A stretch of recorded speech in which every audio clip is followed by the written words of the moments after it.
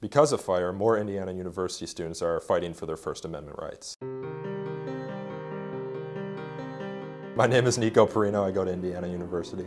I first learned about fire as the president of a student organization on campus. We were going to the student government for funding, and we were denied the funding on what we believed to be an ideological basis. I consulted Fire's guides back at home, went to Fire's website, and saw that what they were doing was in some ways wrong, but as students we didn't really know our recourse, and all we had really was Fire's guides to look to. So I learned a little bit more about Fire, and I ended up interning with them that following summer because I became so interested in the work that they were doing.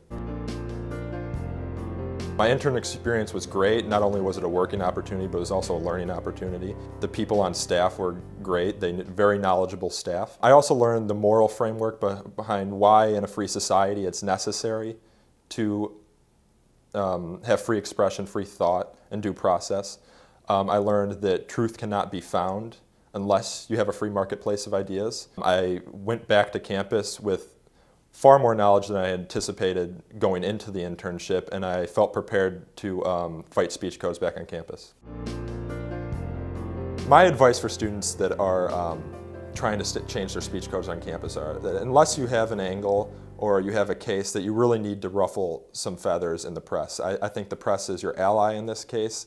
I think some people would say don't go to the press, you don't want to aggravate anyone, but I think going to the press and having them engage with the issues on their editorial board and their editorials is a really good way to affect change on campus. I think Fire's role is much needed today just because given the academic climate.